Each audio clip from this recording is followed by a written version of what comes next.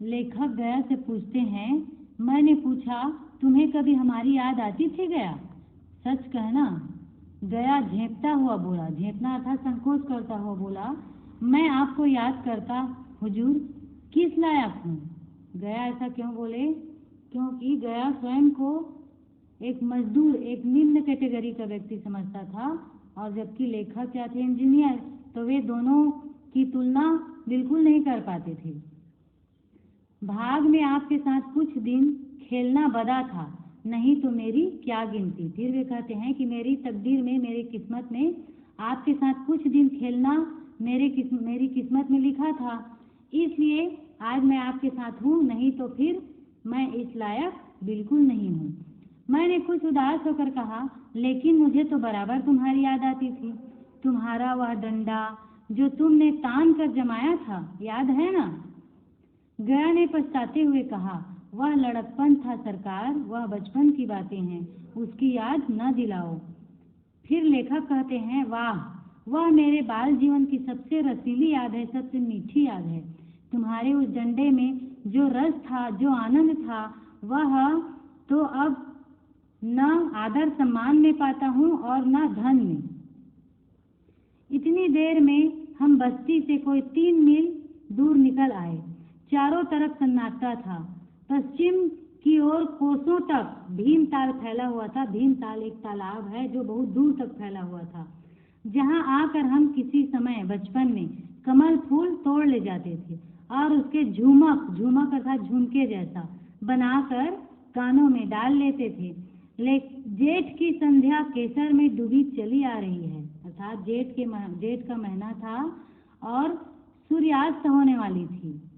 इस कारण बादल में चारों ओर, जिधर सूर्य डूबने वाला था, उधर लालिमा दिखाई दे रही थी।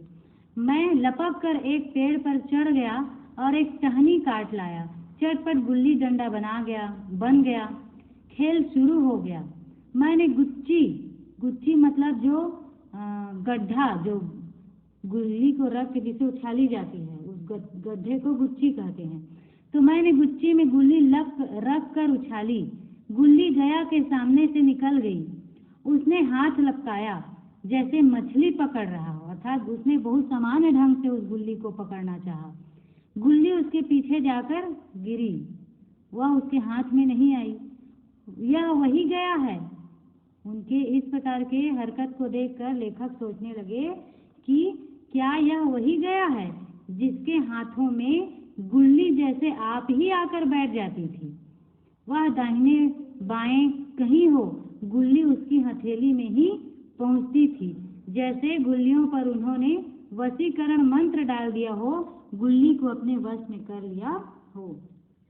नई गुल्ली, पुरानी गुल्ली, छोटी गुल्ली, बड़ी गुल्ली, नोकदार गुल्ली, सपाट गुल्ली, सभी उससे मिल जाती थी, जैसे उसके हाथों में कोई चुंबक हो, गुल्लियों को खींच लेता हो। लेकिन आज गुल्ली को उससे वह प्रेम नहीं रहा। फिर तो मैंने पदाना शुरू कर दिया। मैं तरह तरह की धांधलियां बेईमानी कर रहा था, अभ्यास की कसर बेईमानी करके पूरा कर रहा था। हुच जाने पर, हुच मतलब छूट जाना, हुच जाने पर भी डंडा खेले जाता था। हालांकि शास्त्र के अनुसार अर्थात नियम के अनुसार गया की बारी आनी थी, क्योंकि गुल्ली जो है वो छूट गई थी मेरे डंडे से। गुल्ली पर ओछी चोट पड़ती, ओछी माने छोटी चोट, बहुत कम चोट, और वह जरा दूर पर गिरती, थोड़ी दूर पर ही जाकर गिर पड़ती, तो मैं झपट कर उसे खुद उठा लेता और दोबारा डांड लगाता, फिर से पदाना चालू कर देता, जबकि यह सब क्या है, नियम के विरुद्ध था। गया यह सारी बेकायदगियां अर्थात नियम कानून के विरुद्ध ये सारी हरकतें वे देख रहा था, पर कुछ न बोलता था, जैसे उसे वह सब कायदे कानून वह भूल गए हो। उसका निशाना कितना अचूक था। फिर लेखक बचपन की बातें याद करने लगते हैं कि गया का निशाना कितना अचूक था। गुल्ली चाहे जिधर से भी आए उसके डंडे से ही लगती। गुल्ली उसके हाथ से निकलकर तन से डंडे से आकर लगती थी।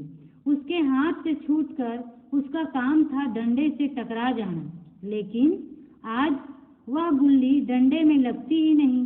ना जाने क्या हो गया था, कभी दाहिने जाती तो कभी बाएं, कभी आगे तो कभी पीछे, किंतु डंडे से वह बिल्कुल भी नहीं लगती थी।